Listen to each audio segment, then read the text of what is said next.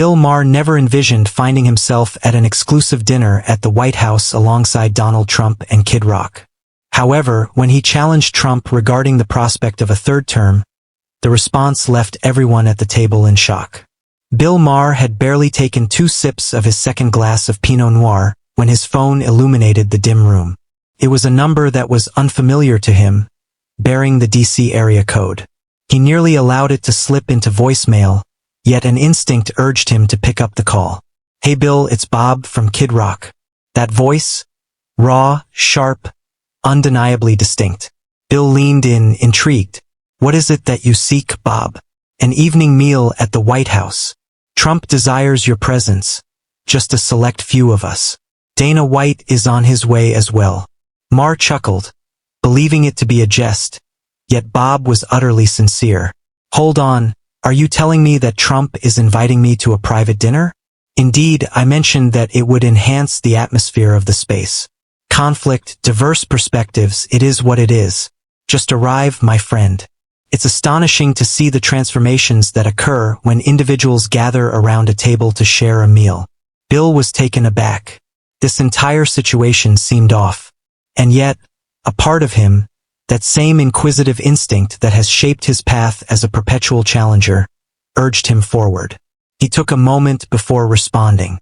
He inquired about the date, informed Bob that he would consider it, and then ended the call. He found himself alone in the stillness of his LA residence, grappling with a choice that few would ever need to consider. Bill felt no fear. He had faced off against more formidable opponents than Trump, yet the visuals, the reaction from the crowd, he could already envision the news stories. What if, against all odds, something positive emerged from it? What if, for a change, individuals from the farthest reaches of America's vast divide engaged in conversation? Not on television, not from behind lecterns, but gathered around a table. 3 days later, he disembarked from a flight at Baltimore-Washington International and settled into a sleek black SUV heading towards Pennsylvania Avenue. The driver remained silent. Bill was perfectly capable on his own. As they arrived at the White House gate, a chilling breath of reality swept in through the open window. He carefully rolled it up. A staff member welcomed him and guided him through the security process. He trailed behind her down a serene hallway, glancing at the framed portraits and gleaming floors, until they reached a dining room bathed in gentle overhead light. And there he sat, Donald Trump positioned at the head of the table. Kid Rock is already halfway through a drink. Dana White stood with his arms crossed, nodding in agreement to something Trump had just articulated. The atmosphere froze as the mayor entered the room. Trump stood, wearing that signature half-grin he had perfected. Well, look who decided to make an appearance. I assumed you were too afraid to show up, Bill. I'm not afraid of uncomfortable meals, just unappetizing dishes. Bill retorted, firmly grasping Trump's hand. Kid Rock let out a laugh, and Dana responded with a knowing nod. They took their seats. Initially, the conversation revolved around light banter.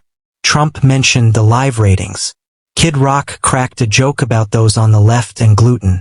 Dana glanced at his phone with an air of nonchalance, as if he were completely unfazed by the possibility of being discovered. However, the dialogue began to take a different direction. The tone diminished. Politics emerged organically, effortlessly, without hostility, simply authentic. As the first course arrived at the table, the initial shot across the bow was also fired. Trump inclined his body slightly forward. So, Bill, I'm curious, do you genuinely think this nation is in a better place now compared to 4 years ago? Just as Bill was about to respond, a server set down a plate of seared scallops in front of him. The moment lingered in the air. He grasped his fork, a smile devoid of warmth gracing his lips. It varies based on the perspective of the individual you consult. Kid Rock lifted his drink. Let's get started. Yet the true tension lingered, quietly bubbling beneath the surface, poised for someone to prod it. The scallops were delightful, unexpectedly impressive. It appeared that the food wasn't the main attraction for anyone. The dialogue had begun to venture into uncharted territory. Bill surveyed the table. Opposite him, Trump wielded his knife like a conductor's baton, punctuating his words with animated gestures. Kid Rock lounged comfortably, his boots resting casually beneath the table, enjoying a dark drink from a lowball glass. Dana White hardly grazed his plate. Observing the interactions as if seated in the front row of a brawl, he felt uncertain about wanting to witness the climax unfold. As Trump sliced into his fillet, he remarked, "I think we can all agree that the border situation is a disaster, correct?" Bill raised his gaze gradually, still chewing. He paused before responding, not due to a lack of words, but because he understood the dynamics at play. Trump favored swift responses, interruptions, and a punchy line to build upon. However, Bill was a humorist. He understood the art of timing. "It seems rather intricate," he finally remarked. "A genuine solution is what you seek, rather than mere rhetoric. It's essential to be truthful about the reasons that draw people here initially." "This more than mere barriers," Trump grumbled. "Are you advocating for open borders? Go ahead and say it." Bill expressed his desire for sensible policy, not a spectacle. That hit with more force than he anticipated. For a moment, silence enveloped the room. Then Kid Rock moved closer. "Hello, everyone is gathered for dinner here. No one is tossing chairs around." He gave Dana a sly grin. Yet Dana couldn't help but smile. "Please don't provoke me." Trump alleviated the atmosphere by gesturing with his fork. "Listen, I didn't bring you here to argue. I genuinely have a fondness for you, Bill. You may throw shade, but at least you're not just a machine reciting lines like so many of these other jokers." "That's the most charmingly cutting remark I've encountered all week," Bill responded. A peculiar chemistry was developing, not quite friendship, but rather a sense of mutual recognition. They were all prominent personalities, accustomed to the whirlwind of public opinion, the scrutiny of lenses, and the throngs that either celebrated or condemned. Yet, none of that held significance within those four walls. That's not the case at that moment. Kid Rock looked over at Bill.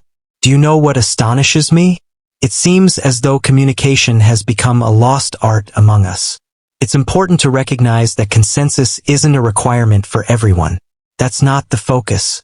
However, the moment you express an opinion that doesn't align with someone else's views, suddenly, you're labeled as extreme or overly sensitive. I faced more cancellations than your last 5 tour stops," Bill remarked with a flat tone. "And yet, here we find ourselves." The table let out a soft laugh. Even Trump wore a smile. At last, Dana found her voice. "We exist in an era where it seems that many are eager to find reasons to be upset. It seems as though they are eager to embrace their anger. I organize and manage fights as my profession. One might assume that individuals would seek tranquility beyond the confines of the cage. Nope, they carry the cage along." That hit the mark. Challenging. For a brief moment, silence enveloped the room. They remained seated, mulling over their thoughts, savoring each bite. Even Trump appeared more subdued, gazing down at his plate. Then he raised his gaze. "Do you know what I miss?" he asked. "In a time when men could debate politics and still share a drink afterward. Every Sunday morning, my father would raise his voice at the neighbor. As the afternoon unfolded, they found themselves engrossed in a football match together." Bill remarked that in the past, individuals did not equate disagreement with treachery. Trump rapped his fingers against the table. "Precisely. This moment of unexpected harmony felt almost dreamlike. A progressive humorist, an ex-president with conservative views, a fierce rebel of the music scene, promoter of fights. Everyone is discovering shared understanding. Not due to policy or politics, but because of something much greater. The notion that conversation holds significance, even in moments of discomfort, particularly in moments of discomfort." Kid Rock lifted his glass once more. "To discussions that many insist are off-limits." All raised their glasses in a joyful toast, even Bill. Yet, as the wine poured and the atmosphere mellowed, a singular question lingered in Bill's thoughts. He was determined to ask it before he left. "The second course has been served. Succulent roasted duck paired with creamy sweet potato mash, coated in an unrecognizable substance, yet Bill found it appealing all the same. At this point, the formality had dissipated. They had lost their rigidity. For men sat around the dinner table, burdened by a shared past that loomed large over their gathering. There are excessive headlines separating them, and just enough consideration to refrain from raising their voice. Trump dabbed at his lips with a crisp linen napkin. May I pose a question to you, Bill? Speak truthfully. What seems to be the problem between us? Leave out the glitz and glamour. The genuine article. Not for publication. Bill reclined a bit. He found the question predictable. He had anticipated it eventually. You trample over the truth, he remarked. You express ideas that you understand may not be entirely true, yet your audience accepts them as fact. That poses a significant risk. Trump seemed to consider the matter with a hint of contemplation. But the media doesn't treat me the same way? Before Bill could respond, Kid Rock interjected. Listen, I'm not here to play the role of a referee. However, we shouldn't pretend that popular culture isn't showing clear preferences these days. Everyone has something to offer. Dana inclined her body slightly forward. It transcends mere media. It encompasses all that exists at this moment. Academics, athletics, enterprises. Everyone seems hesitant to express themselves for fear of misstepping. The core issue lies there. No one is permitted to make mistakes any longer. Indeed, that was Trump's statement. One misstep in your words and it's over. They will tear you to shreds. Isn't that what they refer to as being aware? It lacks fairness. As a consequence, Bill propped himself up. No, being socially conscious when it's done right is about awareness. Concerning the identification of recurring themes of unfairness and disparity. What you're outlining is essentially a form of performance art within the realm of social media. That's apprehension masquerading as righteousness. Kid Rock wore a sly grin. You just referred to your own community as insincere. Everyone's fake, I said, and Bill retorted. We find ourselves in this particular time. Direction is irrelevant. We are all assuming our parts now. Often, I find myself questioning the authenticity of those around me. Silence enveloped the room. Not anxious, just calm. For even the most jaded among them could not refute the reality of that statement. Trump slid his plate away, crossing his arms tightly. What steps should we take in response? Bill simply shrugged his shoulders. We begin by acknowledging that we all have our moments of dishonesty. Perhaps we should prioritize listening over tweeting. Dana gave a slight nod. That's quite amusing coming from someone who hosts one of the most sardonic programs on television. Bill wore a sly grin. Oh, sarcasm. The ever-reliable tool for navigating life's little challenges. Attempt to endure 3 years of cable news without it. Kid Rock let out a deep, leisurely chuckle. Trump fixed his gaze on Bill. Do you ever consider that I might be correct about something? There it stood, the genuine inquiry. Not for amusement, not for viewership. A man, momentarily humble, inquiring of a rival whether there is merit in his actions. Bill took his time before responding. Indeed, he finally spoke up. You really captured the essence of immigration perfectly. Individuals seek boundaries. They simply seek to avoid cruelty. You took it to the limit, yet your point about the necessity of structure in a nation holds true. Trump maintained a serious expression. He offered a deliberate nod, taking his time. You're different from my expectations, Bill remarked. I remain skeptical of you, yet I understand the reasons behind others' trust. Kid Rock cast a glance back and forth between the two of them. This is akin to witnessing a bald eagle give a fist bump to a vegan, he remarked. Strange yet undeniably captivating. They erupted in laughter. Then Dana rose and extended her limbs. I'm in desperate need of air. Stepping out to the balcony for a moment. Trump also took a stand. Shall we embark on a stroll? I have something to share with you. They leaned away from the table. The staff started to remove the plates as the group made their way toward the hallway. However, what Trump aimed to reveal to them wasn't a historical painting or a fresh piece of decor. It held a deeper significance. The dialogue was on the verge of becoming significantly more intimate.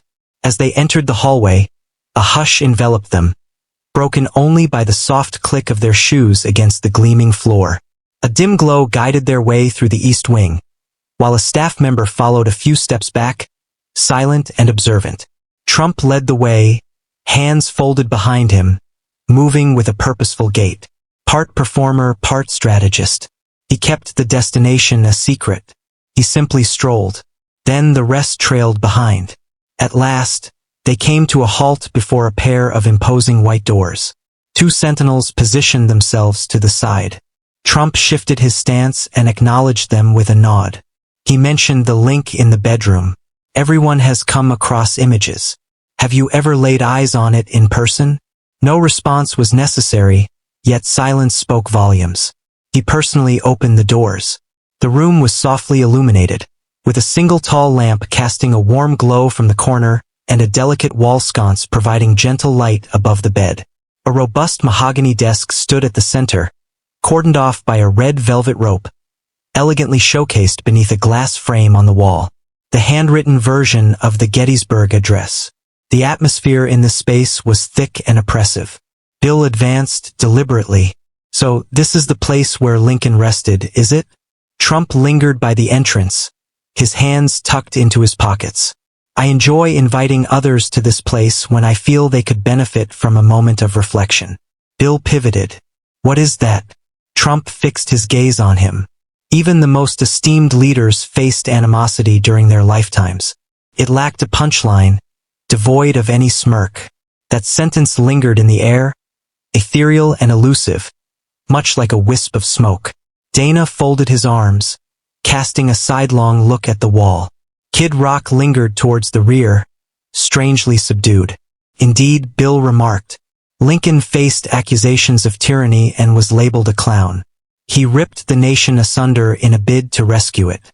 Trump acknowledged with a nod. Does that ring a bell? Bill remained silent. He gazed at the desk, then shifted his gaze to the framed speech. That was the moment it all changed. Are you considering a third term? Bill inquired, his tone subdued yet straightforward. The space transformed. Dana's eyelids fluttered momentarily. Kid Rock tensed up a bit. Trump remained unfazed. He advanced, deliberate and measured. He found himself positioned directly opposite Maher. He mentioned that he has a multitude of thoughts swirling in his mind. We'll find out just how resilient the nation is when we reach that point. Bill responded, That's not a no. Trump rested against the bedpost, his voice now softened. They claimed I would never achieve victory. I certainly did. Then they claimed I wouldn't triumph once more. I shall. Beyond that point, anything is possible. Kid Rock shared his thoughts for the first time in a few moments. If the rules are altered, someone will inevitably take the initiative to modify them. That's the way it operates. Bill shook his head in disbelief. However, a functioning democracy relies on individuals honoring the established rules, even in the face of defeat. Trump locked eyes with him. What happens if the game is fixed then? No system is flawless, Bill retorted. However, subverting it due to dissatisfaction with the results is a path to the erosion of democratic principles. Dana shifted her position just a bit. It's a precarious path. A single individual chooses to disregard the established rules, leading to a situation where fairness is abandoned by all. Trump offered a bland smile. Perhaps we've adhered to the rules for far too long. That's the reason for our downfall. For a moment, silence enveloped the room as everyone grappled with their thoughts. At that moment, Bill took a step forward, shattering the stillness that enveloped the room. Do you understand what sets you apart from Lincoln? Trump arched an eyebrow. Proceed. Lincoln aimed to unify the nation. Your desire is to achieve victory. Trump remained silent.